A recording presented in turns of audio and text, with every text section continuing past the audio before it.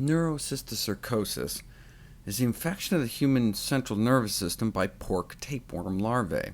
Little baby pork tapeworms invading one's brain has become an increasingly important emerging infection in the United States, and it is the #1 cause of epilepsy in the world. It's the most common parasitic disease of the human brain, and used to be only found throughout the developing world, with the exception of Muslim countries, of course. But that all changed about 30 years ago, and now it's increasingly found throughout North America.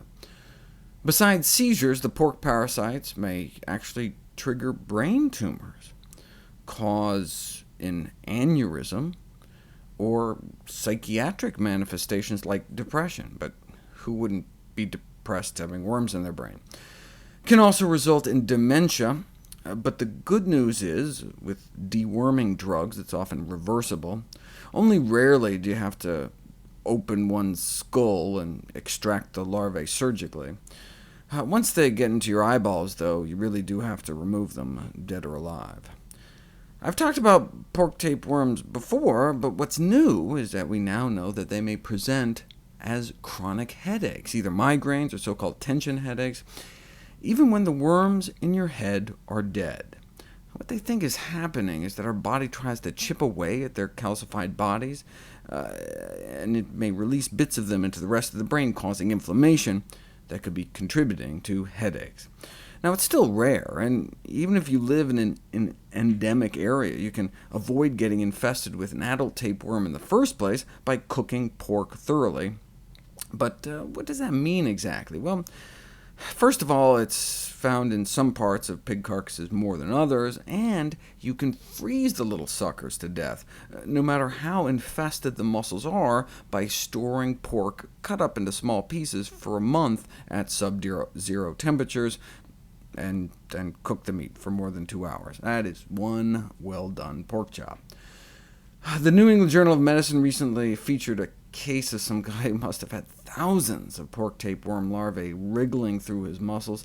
See all those little white streaks? Each one is a baby tapeworm. But that's why you can get infected by pork, since they get into the muscle, so cannibals might want to cook for 2 hours too. Not all parasites are associated with meat, though. An anxious but healthy 32-year-old physician presented to the family medicine clinic with a sample of suspected parasites from his stools, which had been retrieved from the toilet that same day. And here they are. Looked to be about an inch long. He had previously traveled to India, had Chinese food the night before. Who knows what they were? Maybe it was hookworms? The sample was sent to the microbiology laboratory for analysis. Later that day, the microbiology physician called to report positive identification of Vigna radiata, previously known as Phaseolus aureus, in the stool sample, or in common parlance, a bean sprout. They were bean sprouts! The patient was called and gently but firmly informed of the diagnosis.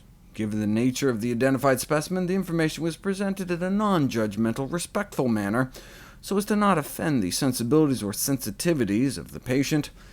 Their parting advice to fellow physicians in cases of this nature would be as follows: as comical as the findings might seem, try not to laugh.